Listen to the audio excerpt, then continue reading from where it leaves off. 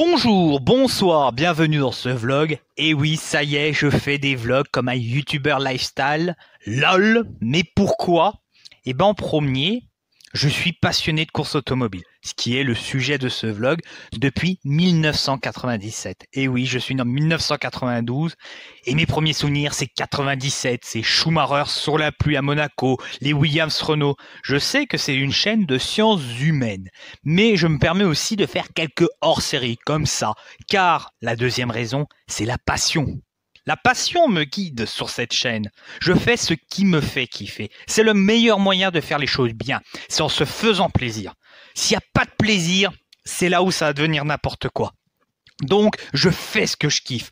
Point final. Ça a du succès, ça n'a pas de succès, c'est pas grave. Je cours pas après le succès. Moi, mon objectif, c'est de me faire plaisir. Parce que je sais qu'en me faisant plaisir, j'arriverai à faire plaisir à quelques personnes. Donc, je suis allé au Grand Prix de l'Âge d'Or et à 11 h, je me suis dit, allez, on va faire une vidéo. Donc, dans un premier temps, je vais vous faire un peu l'histoire du circuit, puis le vlog en tant que tel.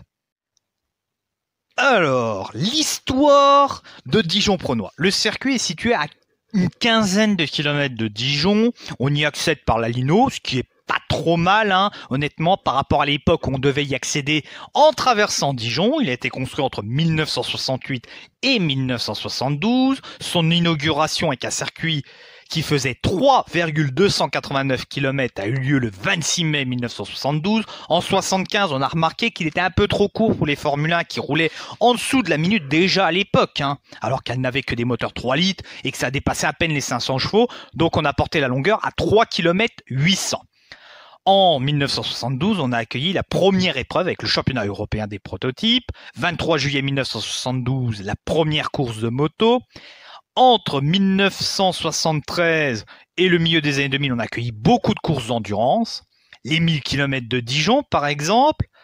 En 73, gagné par Pescarolo et Larousse sur les monstrueuses Matra MS 670B. Et en 1980, les 800 km de Dijon en 75, avec une victoire de Mesario et de Lafitte sur Alfa Romeo. Les 500 km de Dijon en 77 et en 88.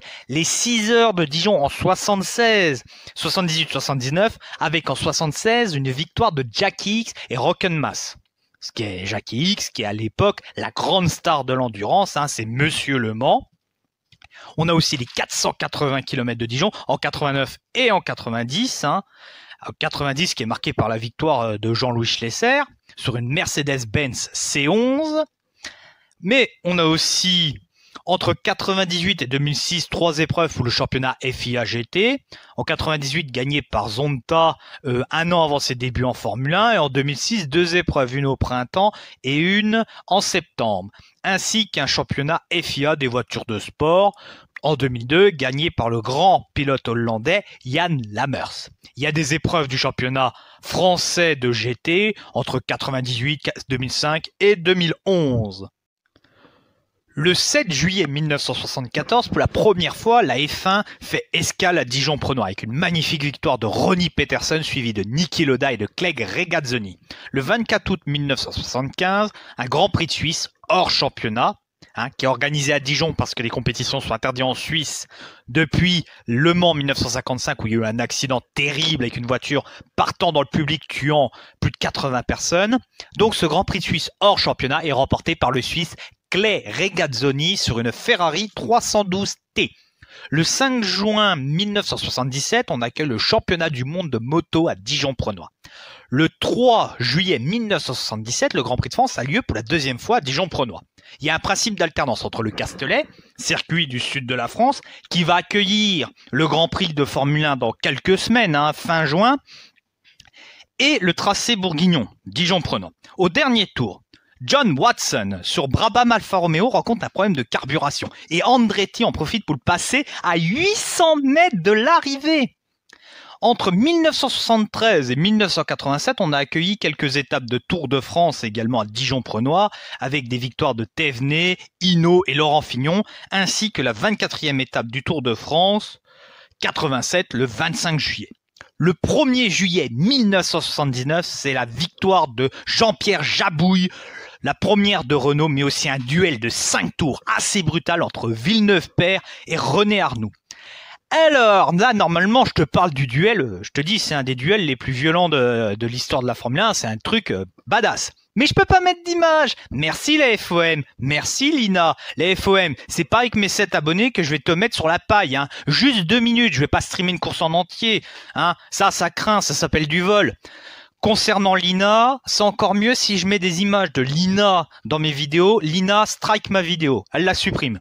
Hein, c'est un service public, oui, je sais. Quoi, je paye avec mes impôts? Ouais, je sais, mais va te faire voir quand même. Voilà. Donc, le 5 juillet 1981, on accueille à nouveau le Grand Prix de France à Dijon-Prenois avec la première victoire d'Alain Prost, la première de ses 51 victoires. Le 29 août 1982, le Grand Prix de Suisse, celui-là compte pour le championnat, est gagné par Keke Rosberg, sa seule victoire de l'année. Mais Keke Rosberg finit quand même champion du monde. Il va gagner qu'une seule course, mais ces scènes-là, Dijon-Prenois, mais il va quand même finir champion du monde. Le 20 mai 1984, il y a le dernier Grand Prix de Formule 1 à Dijon-Prenois. Hein. Vainqueur Niki Lauda, mais surtout deuxième place de Patrick Tambay sur Renault. En 85, 88 et 89, on accueille la F3000, c'est-à-dire l'antichambre, l'école d'apprentissage de la Formule 1. Entre 88 et 2000, on accueille le championnat de France et d'Europe de camions. En 2004, la 12e Coupe Moto Légende est à Dijon, 35 000 spectateurs. En 2005, le Grand Prix de l'âge d'or arrive à Dijon. En 2009, on accueille pour la seule fois le DTM, hein, le tourisme allemand. En 2012, on a les GT à Dijon. Entre 2016 et 2018, les stands vont être refaits. Vous verrez sur les photos et les vidéos que les stands sont magnifiques, hein, sont vraiment dans un bon état, flambant neuf. Le 21 avril 2017, le circuit a été homologué grade 2 par la FIA pour 3 ans. C'est-à-dire grade 1, t'accueilles la Formule 1. Grade 2, c'est le grade en dessous. On peut pas être grade 1 à Dijon-Prenois parce que le circuit ne fait pas 4 km. Actuellement, le circuit accueille des épreuves historiques, GP historique de Bourgogne, Grand Prix de l'âge d'or, des épreuves nationales, Super Série FFSA, championnat suisse, ainsi que des compètes de moto, et ça tourne quasiment tous les jours entre les écoles de pilotage et les particuliers. Hein, c'est une référence du calendrier, le Grand Prix de l'âge d'or, c'est sa 55e édition et la 15e sur Dijon-Prenois, donc je laisse parler les images et les vidéos. Tchuss! Si, je pense que ça va le faire, hein. Ah ouais, non mais là je fais une vidéo là.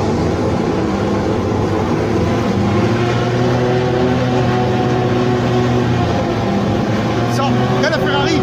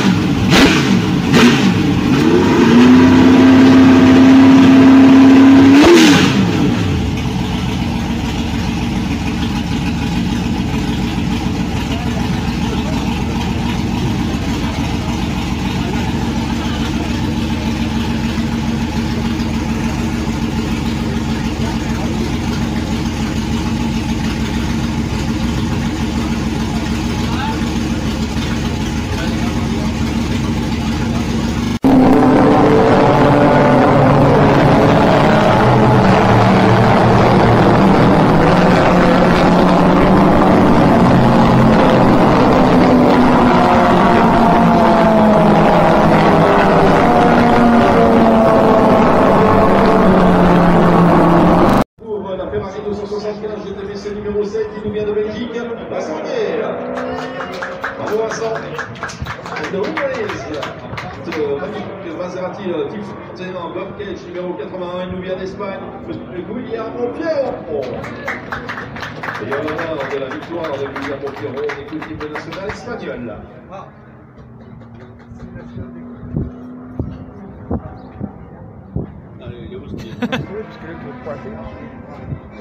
Ah bah le podium il va être ruiné là. Dans quelques secondes les fous furieux vont passer.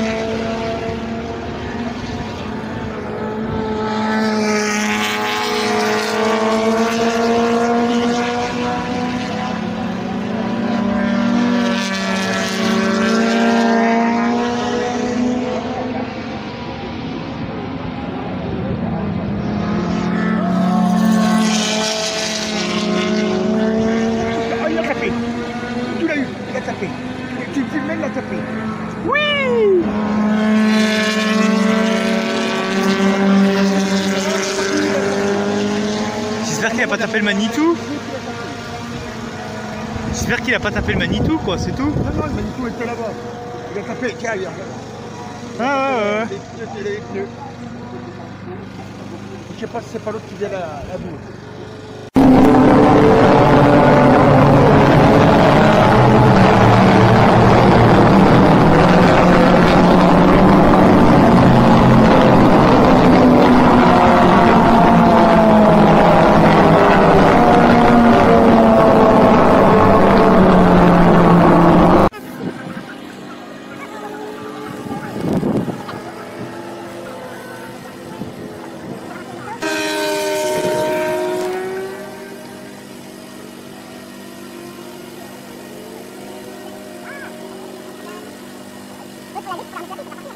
Bah ça dépend s'il a tapé, il a peut-être comment dire, faussé train avant.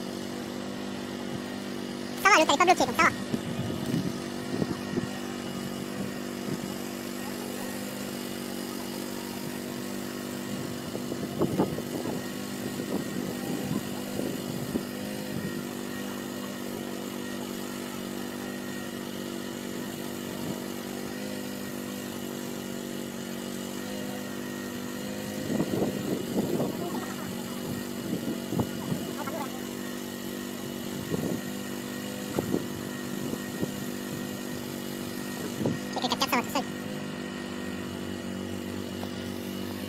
Allez, toi tu pars, et toi tu te fais soulever.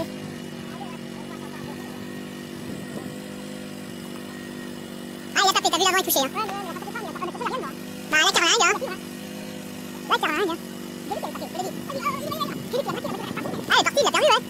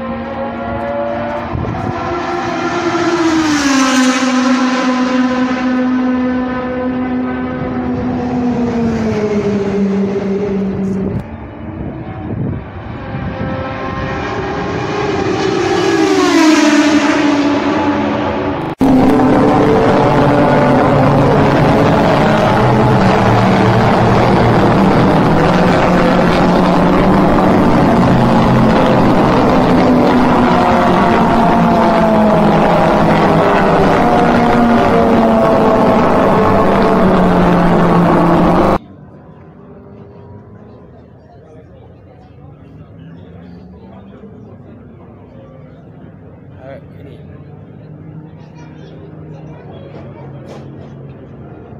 On se met en place.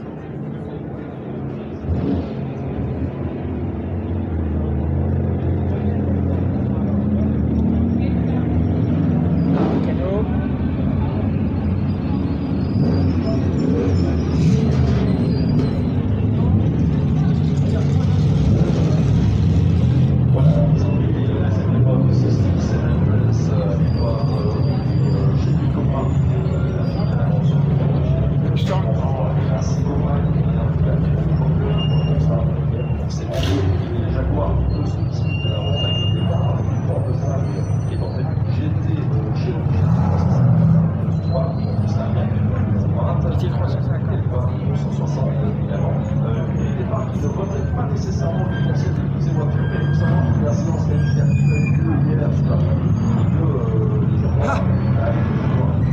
La pluie est